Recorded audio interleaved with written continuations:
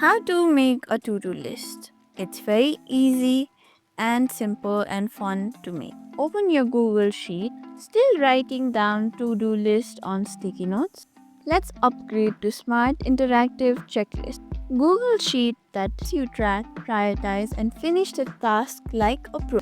So, over here you can always see a template at the first above of to-do list. You can simply open it and use it as well for a faster move. But if you want to customize your to-do list, then open a new sheet there, tap on insert and then insert a to-do list like drop down or a checkbox. Tap on it and then insert it till you where you want the checkbox to be, and then assign a task.